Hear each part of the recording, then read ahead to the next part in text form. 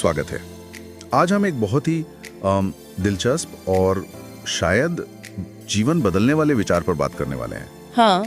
हमारी सोच, हमारी मानसिकता, ये असल में हमारी सफलता और खुशियों को कैसे तय करती है। अच्छा। हमारे पास कैरल ड्वेक की मशहूर किताब माइंडसेट से जुड़े कुछ नोट्स हैं और हम इन्हीं के आधार पर समझेंगे कि हम अपनी काबिलियत के बारे में जो मानते हैं वो कितना शक्तिशाली हो सकता है। बिल्कुल। ये सवाल तो देखो सदियों पुराना है कि कुछ लोग दूसरों से अलग क्यों होते हैं। हाँ। क्या कुछ लोग पैदाइशी ज्यादा स्मार्ट या टैलेंटेड होते हैं, या फिर ये सब मेहनत, माहौल और सीखने का नतीजा है। ड्वेक का काम इसी गुत्थी को सुलझाने की कोशिश करता है। और ये बात हैरान करती है। सोचिए, चार्ल्स डार्विन और लियो टॉल्स्टॉय जैसे लोगों को बचपन में बिल्कुल साधारण समझा जाता था। अच्छा, मुझे नहीं पता था ये। हाँ, या महान गोल्फर बेन होगन बचपन में इतने अनाड़ी थे कि उन्हें अनकोऑर्डिनेटेड कहा जाता था। अरे वाह। इससे साफ है कि शुरुआत कैसी भी हो, अंत जरूरी नहीं वैसा ही हो। तो आज हम इसी माइंडसेट यानी सोच के तरीके की दुनिया में जरा गहराई से उतरेंगे। ठीक है। हमारा मिशन है इन दो मुख्य माइंडसेट्स को समझना और ये देखना कि ये असल में हमारी जिंदगी के हर हिस्से, पढ़ाई, खेल, काम, रिश्ते, सब पर कैसे असर डालते हैं। हाँ, और ये समझना जरूरी है कि ये सिर्फ किताबी बातें नहीं हैं। ये हमारे रोजमर्रा के फैसलों और भावनाओं से सीधे जुड़ी हैं। तो चलिए शुरू करते हैं। ड्वेक मुख्य रूप से दो तरह की मानसिकता बताती हैं, है ना? हाँ, फिक्स्ड और दूसरी ग्रोथ माइंडसेट। आसान भाषा में फिक्स्ड माइंडसेट वाले मानते हैं कि उनकी बुद्धि, उनके गुण, उनका टैलेंट, ये सब पत्थर की लकीर है, बदला नहीं जा सकता। या तो आपके पास है या नहीं है, बस। और दूसरी तरफ ग्रोथ माइंडसेट वाले मानते हैं कि अरे नहीं, ये सब चीजें तो मेहनत, लगन, सही तरीके अपनाने और हाँ, दूसरों से सीखने से बढ़ाई जा सकती हैं। मतलब दिमाग एक मांसपेशी की तरह है। बिल्कुल, जितना इस्तेमाल करो उतना मजबूत होता है। इसे महसूस करने के लिए एक स्थिति सोचते हैं जो शायद किसी के भी साथ हो सकती है। ओके। मान लीजिए कॉलेज में किसी की सबसे पसंदीदा क्लास है, बहुत मेहनत की पर ग्रेड आया C+। फिर शाम को घर जाते हुए पार्किंग का टिकट मिल गया और जब ये सब बताने के लिए अपने सबसे अच्छे दोस्त को फोन किया तो उसने अनसुना कर दिया, ध्यान नहीं दिया। कैसा महसूस होगा? ओह, ऐसी हालत में फिक्स माइंडसेट वाला इंसान शायद सोचेगा, मैं तो एकदम फेलियर हूँ, मुझ में ही कोई कमी है, या मेरी तो किस्मत ही खराब है, या पूरी दुनिया ही मेरे पीछे पड़ी है। वो इसे अपनी काबिलियत पर एक फाइनल जजमेंट की तरह देखेगा। हो सकता है वो हिम्मत हार जाए, बिस्तर पर पड़ा रहे या गुस्सा करे, शायद किसी पर चिल्लाए भी। और ग्रोथ माइंडसेट वाला वो क्या सोचेगा? वो सोचेगा ओके, C+, मतलब मुझे अगली बार और मेहनत करनी होगी, शायद पढ़ने का तरीका बदलना होगा। पार्किंग टिकट क्यों मिला, नियम क्या थे, अगली बार ध्यान रखना होगा। दोस्त ने बात क्यों नहीं सुनी, शायद वो किसी चीज में उलझा हो, उससे बाद में आराम से बात करनी होगी। अच्छा। देखिए, वो इसे अपनी पहचान पर हमला नहीं मान रहा, नहीं, बल्कि एक प्रॉब्लम की तरह देख रहा है, जिससे सुलझाना है, जिससे सीखना है। एक मिनट, ये सुनने में तो बस पॉजिटिव सोचो जैसा लग रहा है। क्या सिर्फ सोचने का तरीका बदलने से असल में कुछ फर्क पड़ता है? मतलब ग्रेड तो C+ ही है, टिकट मिल चुका है। बहुत अच्छा सवाल है। ये सिर्फ पॉजिटिव थिंकिंग से कहीं ज्यादा गहरा है। ये नजरिए का फर्क है। देखो, ग्रोथ माइंडसेट वाला सिर्फ अच्छा नहीं सोच रहा, वो एक्शन और सीखने के बारे में सोच रहा है। मुझे क्या करना होगा, मैं इससे क्या सीख सकता हूँ। अच्छा, एक्शन पर फोकस है। हाँ, ये निराशा को एक्शन में बदल देता है। और दिलचस्प बात ये है कि जब तक कोई चुनौती या असफलता नहीं आती, तब तक दोनों माइंडसेट वाले लोग आत्मविश्वास में बराबर दिख सकते हैं। हाँ, ये बात तो है। असली फर्क दबाव में पता चलता है। बिल्कुल। और ये फर्क बच्चों में बहुत जल्दी दिखने लगता है, खासकर सीखने को लेकर। एक स्टडी थी जिसमें बच्चों को आसान और मुश्किल पहेलियां दी गईं। फिक्स माइंडसेट वाले बच्चों ने क्या चुना? आसान वाली। हाँ। क्यों? ताकि कोई गलती ना हो और वो स्मार्ट दिखें। हाँ। उन्हें लगता था कि स्मार्ट लोगों से गलतियां नहीं होती। जबकि ग्रोथ माइंडसेट वाले बच्चों ने मुश्किल पहेलियां चुनी। अच्छा। उनके लिए मजा सीखने में था, चुनौती में था, ना कि सिर्फ सही जवाब देने में। हांगकांग यूनिवर्सिटी वाला उदाहरण भी कमाल का है। वहाँ सब कुछ इंग्लिश में होता है। हाँ। अब कुछ स्टूडेंट्स आते हैं जिनकी इंग्लिश उतनी अच्छी नहीं होती। हाँ। फिक्स्ड माइंडसेट वाले क्या करते हैं? वो अक्सर इंग्लिश सुधारने वाले कोर्स लेने से कतराते हैं। सच में? क्यों? उन्हें डर लगता है कि अगर वो ये कोर्स लेंगे तो सबको पता चल जाएगा कि उनकी इंग्लिश कमजोर है। वो अपनी कमी छुपाना चाहते हैं। जबकि ग्रोथ माइंडसेट वाले स्टूडेंट्स इसे एक मौके की तरह देखते हैं। अरे वाह, यहाँ मदद मिल रही है, चलो सीखते हैं। तो फिक्स्ड माइंडसेट में कोशिश करना भी एक डर बन जाता है। ऐसा क्यों? इसके 2 बड़े कारण दिखते हैं। पहला, एक अजीब सी धारणा है कि अगर कोई सच में जीनियस या नेचुरल है तो उसे कोशिश करने की जरूरत ही नहीं पड़नी चाहिए। हाँ, कि सब कुछ आसानी से हो जाना चाहिए। बिल्कुल। और दूसरा, जो ज्यादा गहरा है, अगर आपने पूरी कोशिश की और फिर भी फेल हो गए तो फिर तो कोई बहाना भी नहीं बचेगा। बाप रे, ये तो बहुत डरावना है। हाँ, ये डर वायलिन वादक नादजा सालेर्नो सोननबर्ग की कहानी में दिखता है। वो कमाल के टैलेंटेड थी, पर अपनी तकनीक की कमियों पर काम करने से डरती थी। क्यों? क्योंकि अगर कोशिश करके भी बात ना बनी तो ये उनकी नेचुरल टैलेंट वाली पहचान पर सवाल उठा देता। मतलब कोशिश ना करना एक तरह का बचाव बन जाता है। बिल्कुल। जबकि ग्रोथ माइंडसेट वाले चुनौती में मजा ढूंढते हैं। अच्छा। हमने प्री मेडिकल स्टूडेंट्स पर एक स्टडी की थी केमिस्ट्री क्लास में। जैसे जैसे कोर्स मुश्किल होता गया, फिक्स माइंडसेट वाले स्टूडेंट्स की दिलचस्पी कम होने लगी। उन्हें लगा होगा कि ये मेरे बस का नहीं है। हाँ, उन्हें लगा शायद मैं इसके लिए बना ही नहीं हूँ। लेकिन ग्रोथ माइंडसेट वाले वो और ज्यादा जोश में आ गए। अरे वाह। एक ने कहा, ये मुश्किल है पर मुझे यही करना है, इसलिए अब और मजा आ रहा है। उनके लिए मुश्किल का मतलब था और ज्यादा सीखने का मौका। ये इम्पोस्टर सिंड्रोम वाली बात भी तो उसी से जुड़ती है ना? हाँ बिल्कुल। जब बहुत काबिल लोग भी नई मुश्किल जगह जैसे ग्रेजुएट स्कूल में पहुंचकर अचानक महसूस करने लगते हैं कि मैं यहाँ डिजर्व नहीं करता, मैं तो धोखेबाज हूँ। हाँ बिल्कुल। वो भूल जाते हैं कि वो वहाँ सीखने गए हैं, ये साबित करने नहीं कि उन्हें पहले से सब आता है। वो दूसरों को देखते हैं और अपनी तुलना करने लगते हैं, ये भूल कर कि हर किसी का सफर अलग होता है। वो अभी तक शब्द भूल जाते हैं, मैं ये अभी तक नहीं कर सकता पर सीख जाऊंगा। सही बात है। क्षमता को खिलने में, विकसित होने में समय लगता है। महान पेंटर पॉल सेज़ैन को देखिए, उनकी शुरुआती पेंटिंग्स बहुत अच्छी नहीं थी, कुछ तो काफी खराब थी। अच्छा। हाँ, क्या इसका मतलब उनमें टैलेंट नहीं था? नहीं, बस सेज़ैन को सेज़ैन बनने में वक्त लगा। सही बात है, एक बिंदु से आप रेखा का ढलान नहीं बता सकते। बिल्कुल। एक असफलता या एक मुश्किल दौर पूरी कहानी नहीं कहता। अच्छा, तो ये सीखने की बात हुई, जैसे स्टूडेंट्स या कोई नई स्किल सीखना। लेकिन उस जगह का क्या जहाँ नेचुरल टैलेंट या गॉड गिफ्टेड होने की बात सबसे ज्यादा होती है? मेरा मतलब है खेल की दुनिया। बिल्कुल सही जगह पहुंचे। खेल और माइंडसेट का रिश्ता तो बहुत ही गहरा और अक्सर गलत समझा जाता है। हाँ। नेचुरल टैलेंट का मिथक यहाँ बहुत मजबूत है। बिली बीन का उदाहरण लीजिए, बेसबॉल खिलाड़ी। स्काउट्स को लगा ये अगला सुपरस्टार है। सब कुछ कितना आसान, कितना नेचुरल लगता था। हाँ, मनी बॉल वाले बिली बीन, पर वो क्यों नहीं बन पाए उतने बड़े स्टार? माइंडसेट, उनमें चैंपियन वाला ग्रोथ माइंडसेट नहीं था। अच्छा। जब भी थोड़ी मुश्किल आती, जब भी वो असफल होते, वो बिखर जाते थे। उन्हें लगता था कि अगर मैं नेचुरल हूँ तो मुझसे गलती होनी ही नहीं चाहिए। असफलता का डर उन पर हावी हो गया। लेकिन यहाँ कहानी खत्म नहीं होती। बाद में जब वो मैनेजर बने ओकलैंड एथलेटिक्स के, तो उन्होंने इसी अनुभव से सीखा। हाँ, ये तो कमाल था। उन्होंने खिलाड़ियों को सिर्फ टैलेंट के आधार पर नहीं, बल्कि उनके आंकड़ों, उनकी मेहनत करने की क्षमता और उनके माइंडसेट के आधार पर चुना। नतीजा, कम पैसे वाली टीम ने कमाल कर दिया। कमाल है। यहाँ असली सबक ये नहीं कि प्रतिभा जरूरी नहीं, बल्कि ये कि फिक्स्ड माइंडसेट सबसे बड़ी प्रतिभा को भी बेकार कर सकता है। हाँ। जबकि ग्रोथ माइंडसेट साधारण संसाधनों से असाधारण नतीजे ला सकता है। वाह, ये तो कमाल का नजरिया है। और फिर मोहम्मद अली जैसे लोग हैं जिन्हें कई एक्सपर्ट्स नेचुरल बॉक्सर मानते ही नहीं थे। सही कहा। जब एक्सपर्ट्स ने बॉक्सर्स के शारीरिक नाप जोख लिए, पहुंच, मुक्के का साइज, छाती का फैलाव, अली कहीं फिट नहीं होते थे। अच्छा। उनकी तकनीक भी क्लासिक नहीं थी, लेकिन उनका दिमाग, वो अविश्वसनीय रूप से तेज थे, मानसिक तौर पर बहुत मजबूत थे और अपने विरोधियों को अंदर तक पढ़ लेते थे। दिमागी खेल। हाँ, वो जानते थे कि सामने वाले के दिमाग से कैसे खेलना है।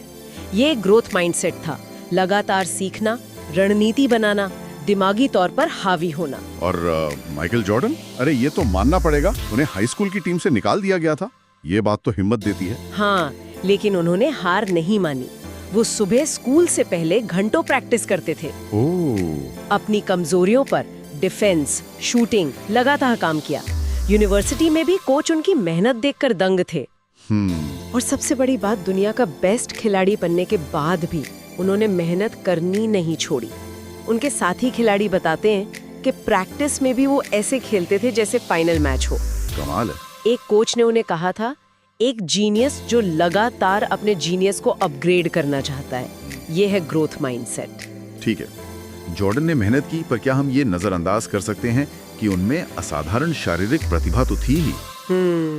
क्या ये कहानियां सिर्फ मेहनत की हैं या टैलेंट भी उतना ही जरूरी है? बहुत जरूरी सवाल उठाया। देखो, टैलेंट बिल्कुल मायने रखता है। ड्वेक का पॉइंट ये नहीं है कि टैलेंट बेकार है। अच्छा। पॉइंट ये है कि सिर्फ टैलेंट काफी नहीं है, और टैलेंट की कमी को ग्रोथ माइंडसेट से काफी हद तक पूरा किया जा सकता है, बल्कि कई बार उससे आगे भी निकला जा सकता है। उदाहरण? जैकी जॉयनर कर्सी को देखिए, जिन्हें महानतम महिला एथलीट माना जाता है। हाँ। क्या वो पैदाइशी चैंपियन थी? नहीं। जब उन्होंने ट्रैक एंड फील्ड शुरू किया, वो अक्सर आखिरी आती थी। सच में? हाँ, सालों की लगातार मेहनत, हार से सीखना और खुद को बेहतर बनाते रहने की जिद, ये उनकी सफलता का राज था। वो खुद कहती हैं, मुझे खुद को बेहतर होते देखना अच्छा लगता है। ये अंदर की आग टैलेंट से नहीं, ग्रोथ माइंडसेट से आती है। तो खेल में जिसे कैरेक्टर या चरित्र कहते हैं, यानी दबाव में टिके रहना, हार के बाद वापसी करना, टीम के लिए खेलना, ये असल में ग्रोथ माइंडसेट का ही दूसरा नाम है। काफी हद तक हाँ। फिक्स्ड माइंडसेट वाले खिलाड़ी अक्सर दबाव में टूट जाते हैं, गलतियों का दोष दूसरों पर डालते हैं या अपनी इमेज बचाने में लग जाते हैं। हाँ, देखा है ऐसा। जबकि ग्रोथ माइंडसेट वाले हार को सीखने का मौका मानते हैं। उनके लिए सफलता सिर्फ जीतना नहीं है, बल्कि अपना बेस्ट देना है, सीखते रहना है। जैसे जॉन वुडन सिखाते थे। बिल्कुल, उन्होंने कहा था, आप अपना बेस्ट देकर हार भी सकते हैं और फिर भी सफल हैं। जबकि फिक्स्ड माइंडसेट के लिए सफलता अक्सर दूसरों से बेहतर साबित होने में होती है। ये फिक्स्ड माइंडसेट वाला पैटर्न तो बिजनेस की दुनिया में भी दिखता होगा, लीडर्स में। बिल्कुल, कुछ बहुत जाने माने लीडर्स भी इसके शिकार हुए हैं। ली आयोकोका, क्राइसलर के पूर्व सीईओ को याद करें? हाँ, आयोकोका। शुरुआत में उन्होंने कमाल किया, लेकिन बाद में वो अपनी ही महानता के विचार में इतना खो गए कि उन्होंने सिर्फ तारीफ करने वालों को पास रखा और आलोचकों को दूर कर दिया। ओह, ये तो खतरनाक है। हाँ, नतीजा, कंपनी फिर मुश्किल में आ गई। या एनरॉन के केनेथ ले और जेफरी स्किलिंग। एनरॉन? उन्होंने टैलेंट को पूजा और एक ऐसी संस्कृति बना दी जहाँ गलतियाँ छुपाना और खुद को दूसरों से बेहतर दिखाना ही सब कुछ था। मतलब इमेज ही सब कुछ थी। बिल्कुल। इसे कभी कभी सीईओ डिजीज कहते हैं, यानी अपनी ही महानता के फिक्स्ड विचार में इतना खो जाना कि आप आलोचना सुन ही ना पाएं या अपनी गलतियों से सीख ही ना पाएं। और इसके उलट जो कंपनियां वाकई महान बनी, उनके लीडर्स कैसे थे? जिम कॉलिंस की गुड टू ग्रेट रिसर्च कुछ बताती है इसके बारे में? हाँ, कॉलिंस ने पाया कि महान कंपनियों के लीडर्स में अक्सर ग्रोथ माइंडसेट वाले गुण थे। जैसे? वो विनम्र थे, ये मानने को तैयार थे कि उन्हें सब कुछ नहीं पता। वो कड़वी सच्चाई का सामना करने से डरते नहीं थे। अच्छा। वो सवाल पूछते थे, टीम बनाते थे और लगातार सीखने और सुधार पर जोर देते थे। जैसे किम्बरली क्लार्क के डार्विन स्मिथ। हाँ। जो खुद को बहुत काबिल नहीं मानते थे, लेकिन उनमें कंपनी को बदलने का दृढ़ निश्चय था। या जेरोक्स की एन मल्केही, जिन्होंने कंपनी को दिवालिया होने से बचाया। हाँ, उनकी कहानी कमाल है। और वो मदद मांगने या ये कहने में हिचकिचाई नहीं कि मुझे नहीं पता, हमें मिलकर रास्ता निकालना होगा। जैक वेल्च, जीई और लू गर्सनर, आईबीएम जैसे बड़े नाम भी तो इसी तरह की लीडरशिप दिखाते हैं। बिल्कुल। वेल्च ने जीई में शुरुआत में कठोर फैसले लिए, पर बाद में उन्होंने सीखने, टीम वर्क और कर्मचारियों के विकास पर जबरदस्त जोर दिया। वो कहते थे कि मैनेजर्स को सिर्फ नतीजे नहीं देने, बल्कि मूल्यों का पालन भी करना होगा। गर्स्टनर ने आईबीएम को बचाया। हाँ, वो तो काया पलट था। उन्होंने कंपनी के अंदर की लड़ाइयां बंद करवाईं, टीम वर्क को बढ़ावा दिया और सबसे जरूरी, कंपनी को वापस ग्राहकों पर फोकस करवाया। उन्होंने माना कि आईबीएम को बदलने की जरूरत है, सीखने की जरूरत है। मतलब ग्रोथ माइंडसेट वाली लीडरशिप सिर्फ लीडर के बारे में नहीं है, बल्कि पूरे ऑर्गेनाइजेशन को आगे बढ़ाने के बारे में। एकदम सही। ये लीडरशिप मानती है कि हर कोई विकसित हो सकता है, इसलिए ये लोगों में इन्वेस्ट करती है, खुली बातचीत को बढ़ावा देती है, गलतियों को सीखने का मौका मानती है। हाँ, और टीम की सफलता को व्यक्तिगत चमक से ज्यादा महत्व देती है। ये एक ऐसा माहौल बनाती है जहाँ लोग जोखिम लेने और सीखने से डरते नहीं। कमाल है। ये माइंडसेट तो जिंदगी के हर पहलू में घुस जाता है। रिश्तों में भी इसका असर होता होगा। बहुत ज्यादा। फिक्स्ड माइंडसेट रिश्तों पर भी वैसे ही लागू होता है। कैसे? हाँ, एक परफेक्ट मैच की तलाश होती है, जिसमें सब कुछ अपने आप बिना मेहनत के हमेशा बढ़िया चलता रहे। फिल्मों की तरह। और इसमें दिक्कत क्या है? सुनने में तो अच्छा लगता है। दो बड़ी दिक्कतें हैं। पहली, ये सोच के अगर रिश्ते पर मेहनत करनी पड़ रही है मतलब ये सही रिश्ता नहीं है। ओह। ये सोच किसी भी रिश्ते को बेहतर बनाने की कोशिश को ही खत्म कर देती है, क्योंकि देखो हर रिश्ते में उतार चढ़ाव आते हैं, मेहनत लगती है। सही बात है। और दूसरी दिक्कत है ये उम्मीद कि मेरा पार्टनर मेरा मन पढ़ लेगा। हाँ, अगर हम सच में एक दूसरे के लिए बने हैं तो उसे पता होना चाहिए कि मुझे क्या चाहिए, मुझे कैसा महसूस हो रहा है। ये उम्मीद बिना कहीं पूरी होनी चाहिए। अच्छा, और नतीजा? गलतफहमी, निराशा और बातचीत की भारी कमी। और जब प्रॉब्लम आती है तब फिक्स माइंडसेट वाले कैसे रिएक्ट करते हैं? वो अक्सर सीधे पार्टनर के कैरेक्टर पर हमला करते हैं। तुम तो हो ही ऐसे, तुम हमेशा यही करते हो, तुम स्वार्थी हो। ओह, ब्लेम गेम? बिल्कुल। वो प्रॉब्लम को पार्टनर की पर्सनैलिटी का स्थायी हिस्सा मान लेते हैं, और अगर प्रॉब्लम स्थायी है तो उसे सुलझाने की कोशिश क्यों करें? फिर शुरू होता है एक दूसरे पर दोष मढ़ना। ओह, ये तो बहुत दुखद है। तो ग्रोथ माइंडसेट वाले रिश्ते को कैसे देखते हैं? वो मानते हैं कि रिश्ता बनता है, उसे बनाया जाता है मेहनत से, बातचीत से, एक दूसरे को समझने की कोशिश से, मतभेदों को सुलझाने की इच्छा से। हाँ बिल्कुल। वो समस्याओं को खतरे की तरह नहीं बल्कि एक दूसरे को और गहराई से जानने और रिश्ते को मजबूत करने के मौके की तरह देखते हैं। अच्छा। अगर ब्रेकअप जैसी मुश्किल आती भी है तो बेशक दुख होता है, पर उनका फोकस इस पर रहता है कि मैंने इससे क्या सीखा, मैं कैसे माफ कर सकती हूँ और मैं आगे कैसे बढ़ सकती हूँ। मतलब वो इसे अपनी वैल्यू पर सवाल की तरह नहीं लेते हैं? नहीं, बिल्कुल नहीं। ये शर्मीलेपन से कैसे जोड़ता है? शर्मीलेपन के पीछे अक्सर जज किए जाने का डर होता है। फिक्स्ड माइंडसेट, लोग मेरे बारे में क्या सोचेंगे, कहीं मैंने कुछ गलत तो नहीं कह दिया, क्या मैं बेवकूफ लग रहा हूँ। हाँ, ये चिंता तो रहती है। ग्रोथ माइंडसेट वाले भी थोड़ा नर्वस हो सकते हैं, पर वो सामाजिक मौकों को लोगों से जुड़ने, कुछ नया सीखने या बस अनुभव करने के अवसर के रूप में देखते हैं। उनका फोकस अपनी परफॉर्मेंस पर कम और कनेक्शन या लर्निंग पर ज्यादा होता है। और बदमाशी, क्या वो भी माइंडसेट से जुड़ी है? हाँ, काफी हद तक। बदमाशी करने वाले अक्सर दूसरों को जज करके, उन्हें कमजोर या अलग लेबल करके खुद को बेहतर महसूस कराने की कोशिश करते हैं। ये फिक्स्ड माइंडसेट है। वो सोचते हैं कि लोग या तो कूल हैं या लूजर, और ये बदला नहीं जा सकता। ग्रोथ माइंडसेट हमें सिखाता है कि लोग बदल सकते हैं, सहानुभूति विकसित की जा सकती है। अच्छा। कुछ एंटी बुलिंग प्रोग्राम्स जैसे स्टैन डेविस के बच्चों को यही सिखाते हैं। वो न सिर्फ पीड़ित बच्चों को हिम्मत देते हैं बल्कि बदमाशी करने वालों को भी उनके व्यवहार के असर को समझने और बदलने में मदद करते हैं। इतनी सारी बातें सुन के लग रहा है कि ये माइंडसेट बदलना कितना जरूरी है। पर क्या ये मुमकिन है? अगर कोई सालों से फिक्स माइंडसेट में जी रहा हो तो क्या वो बदल सकता है? बिल्कुल, यही तो सबसे अच्छी खबर है। हाँ। माइंडसेट कोई पत्थर की लकीर नहीं है, इसे बदला जा सकता है। कैसे? ये हमारे अंदर की आवाज को, हमारे सोचने के पैटर्न को बदलने से शुरू होता है। हमने कई स्टूडेंट्स और लोगों को बदलते देखा है, जैसे मैगी जो लेखक बनना चाहती थी पर आलोचना के डर से क्लास नहीं लेती थी, उसने क्लास ली। अच्छा। या जैसिन, एथलीट जिसने सिर्फ जीतने के बजाय सीखने और सुधार पर ध्यान देना शुरू किया। या टोनी जो खुद को रिकवरिंग जीनियस कहता है, जिसने समझा कि उसे अपनी काबिलियत साबित नहीं करनी बल्कि उसे विकसित करना है। रिसर्च भी तो यही कहती है ना, वो स्कूल वाली स्टडी। हाँ, वो स्टडी बहुत प्रभावशाली थी। हमने कुछ स्कूलों में स्टूडेंट्स के ग्रुप बनाए। एक ग्रुप को ग्रोथ माइंडसेट के बारे में सिखाया गया कि दिमाग मांसपेशी जैसा है, मेहनत से मजबूत होता है, नई चीजें सीखने से दिमाग में नए कनेक्शंस बनते हैं।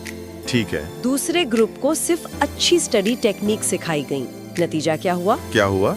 जिन स्टूडेंट्स ने ग्रोथ माइंडसेट सीखा, उनके मैथ्स के ग्रेड्स में साफ सुधार दिखा, जबकि दूसरे ग्रुप में ऐसा नहीं हुआ। अरे वाह! ये दिखाता है कि सिर्फ टिप्स और ट्रिक्स नहीं बल्कि सोचने का पूरा नजरिया बदलना मायने रखता है। तो अगर कोई बदलना चाहे तो कैसे करे? कोई तरीका है? हाँ, एक 4 स्टेप प्रोसेस है जिसे ड्वेक सुझाती हैं और जो वर्कशॉप में भी सिखाई जाती है। ओके, पहला स्टेप। पहला कदम, अपनी फिक्स्ड माइंडसेट वाली अंदरूनी आवाज को पहचानना सीखें। ये कब बोलती है? जब कोई चुनौती आती है, कोई आलोचना करता है या आप असफल होते हैं। ये आवाज कहती है शायद तुम ये नहीं कर सकते, या देखा तुम फेल हो गए, या अगर कोशिश की और नहीं हुआ तो बेइज्जती होगी। ओके, पहले तो उसे सुनना है, पहचानना है। फिर दूसरा कदम, ये समझना कि आपके पास चॉइस है। आप इस आवाज को सच मान सकते हैं या आप इसे एक अलग नजरिए से देख सकते हैं, ग्रोथ माइंडसेट के नजरिए से। ठीक है, चॉइस है। तीसरा कदम, उस फिक्स्ड माइंडसेट वाली आवाज को ग्रोथ माइंडसेट वाली आवाज से जवाब देना। अच्छा, उससे बात करनी? हाँ, अगर वो कहती है क्या तुम ये कर पाओगे, तो ग्रोथ माइंडसेट कहेगा पक्का नहीं पता, पर मैं कोशिश कर सकता हूँ और सीख सकता हूँ। अगर फिक्स्ड आवाज कहती है असफल हुए तो बेवकूफ लगोगे, तो ग्रोथ माइंडसेट कहेगा असफलता तो सीखने का हिस्सा है। ज्यादातर सफल लोग शुरुआत में कई बार असफल हुए थे। ये तो अच्छा है। और चौथा कदम, एक्शन लेना, ग्रोथ माइंडसेट वाला कदम उठाना, उस चुनौती को स्वीकार करना, आलोचना से सीखने की कोशिश करना, असफलता के बावजूद फिर से कोशिश करना। मतलब सिर्फ सोचना काफी नहीं है। नहीं, एक्शन लेना जरूरी है। ये तो सुनने में आसान लगता है, पर करने में शायद मुश्किल हो। कोई और टिप? एक और टेक्निक है जो कुछ लोगों को मददगार लगती है। पहले तो पहचाने कि आपके फिक्स्ड माइंडसेट के ट्रिगर क्या है। किन हालात में यह आवाज ज्यादा तेज हो जाती है। ट्रिगर्स जैसे? जब आप कुछ नया ट्राई करते हैं, या जब आप किसी ऐसे इंसान के पास होते हैं जिसे आप बहुत काबिल मानते हैं। इन्हें पहचानना पहला कदम है। और फिर अपनी उस फिक्स्ड माइंडसेट वाली पर्सनैलिटी को एक नाम दे। नाम दे मतलब? हाँ, जैसे किसी ने उसे गर्ट्रूड कहा, उसकी क्रिटिकल दादी जैसा, या किसी ने डुआन या शुगर डैडी। अच्छा। नाम देने से वो आपसे थोड़ा अलग हो जाता है। अब आप उसे डांटने या जज करने के बजाय उसे समझने की कोशिश कर सकते हैं। ये पर्सनालिटी शायद आपकी रक्षा करने के लिए बनी थी, आपको चोट या शर्मिंदगी से बचाने के लिए। अब आप उसे प्यार से समझा सकते हैं कि आपको अब उसकी जरूरत नहीं है, या आप चीजों को अलग तरीके से हैंडल करना चाहते हैं और उससे अपनी ग्रोथ की यात्रा में साथ ले सकते हैं।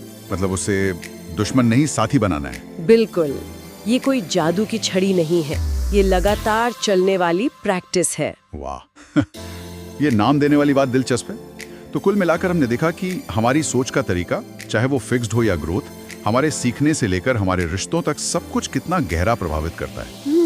ये सिर्फ थ्योरी नहीं, ये हमारे रोज की जिंदगी की हकीकत है। बिल्कुल, ग्रोथ माइंडसेट हमें वो ताकत देता है जिससे हम मुश्किलों को गले लगा सकें, हार से सीख सकें, आलोचना को बेकार न समझकर उससे कुछ उपयोगी निकाल सकें, और दूसरों की सफलता से प्रेरणा ले सकें।